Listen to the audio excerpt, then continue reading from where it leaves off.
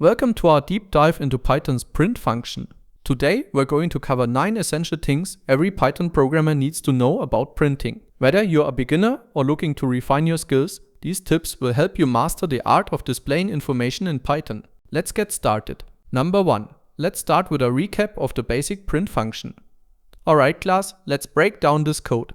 The first print function prints hello world to the screen. The second print function prints Python is awesome, with spaces between each word due to comma. And the third combines the variables hello and awesome with the string is to print Python is awesome, demonstrating how to concatenate strings in Python. Number 2. Usage of the end and sep parameter inside the print function.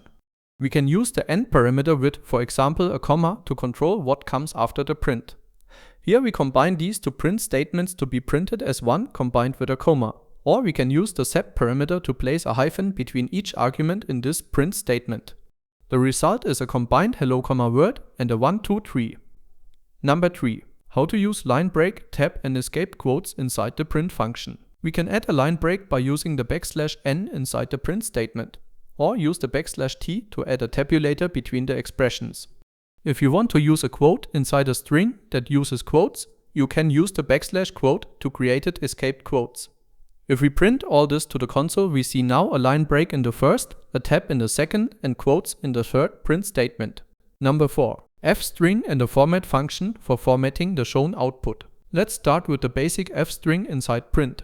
You can use this to combine variables and strings inside a string to create a dynamic string. Just add an f in front of the string quotes.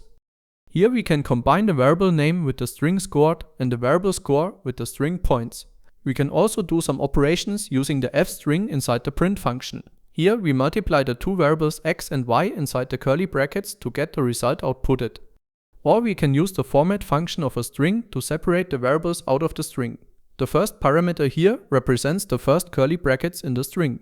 And the second, I think you got this. I never used this, but maybe you find a use case for this. In the console we see then the dynamic prints. Number 5. A way how to use Unicode inside your print function to show symbols and emojis. This is a fast one. You want to use a Unicode inside your print, just add / and the Unicode code point of the item you want to show. Here 2 examples, just use the U03A9 Unicode code point to show a omega symbol or the U0001 F600 to show a smiling emoji. In the console we now see the symbol and not the Unicode. Perfect! Thanks for watching. If you find this helpful, don't forget to follow for more content like this. Number 6. Send the input of the print statement directly to a file using the file parameter. This code demonstrates how to do this. We open output.txt as f for file in write mode. In the print statement, we use the file parameter to send the string. This will be written to a file directly into that file, instead of displaying it on the screen. When we execute the code, we see no output in the console, but the line added in the output.txt. Number 7. Use and print the output of a function inside the print function. Want to display the result of another function? No problem. You can call any function directly inside the print function to show its output. For example, if you want to print the length of the word Python, you can use the len function inside print. The code first prints the text length of Python, followed by the result of len function, which counts the number of characters in the word Python. The full output is then length of Python 6. Number 8. Use the flush parameter combined with the end to get an instant output printed to the console. Normally, if we use the end parameter in the print function, it buffers its output and shows it in one batch. But with flush parameter, you can display it immediately.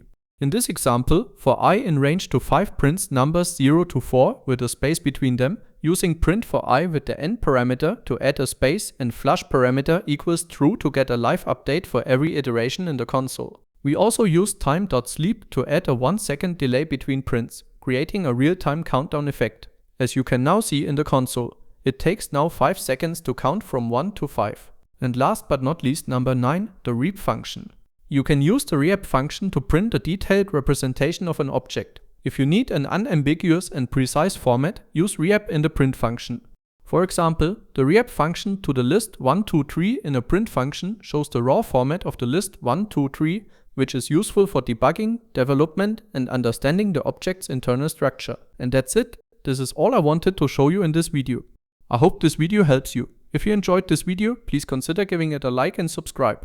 On the left is first a video YouTube thinks you should watch, and then my latest one I suggest to you. Happy coding! I'll see you in the next one.